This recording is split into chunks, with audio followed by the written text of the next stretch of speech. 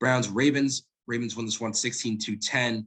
Baker Mayfield, 247 yards and a touchdown. He's been, everyone likes to blame him for the losses, but I see it as kind of a 50-50 thing. It's not all Baker's fault. Baker's part of the problem. He doesn't do anything spectacular. His starting motion looks a little broken with his shoulder.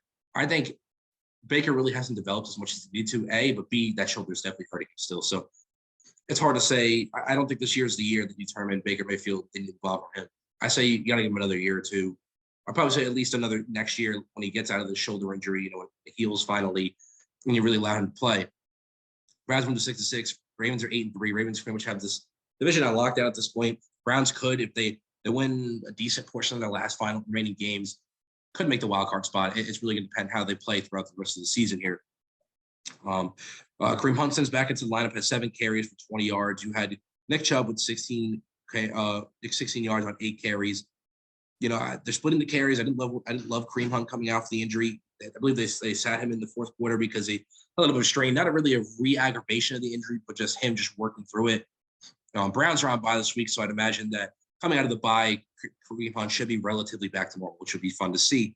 David Njoku, with the Browns letting go of Odell Beckham, their tight ends have become really important to them. Bryant had 3 receptions, 50 yards. Njoku had 35 yards and a touchdown.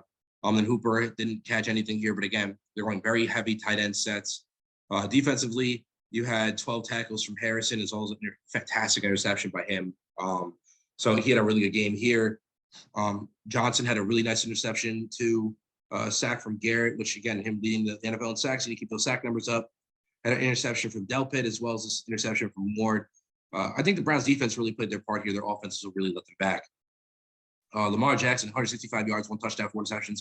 Lamar Jackson, I feel like, hasn't progressed enough offensively, passing-wise, for me to really key him as the best quarterback in the NFL. I love his run. Obviously, his ability to run is without a doubt, no question. This game, I'm watching him, and I just feel like his passing game really benefits off his ability to run. When teams shut that down like they did this game, where it's 60 yards, 68 yards on Lamar Jackson, decent amount of yards, nothing crazy. You force him to pass the ball, he starts making bad passes.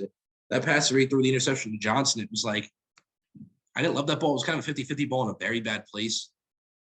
I just don't love that throw. And it's part of the reason, one of the things that really holds Lamar Jackson back from being one of the better quarterbacks in the NFL. Or I won't say the better, because obviously he is one of the best quarterbacks in the NFL. That's really a difference here.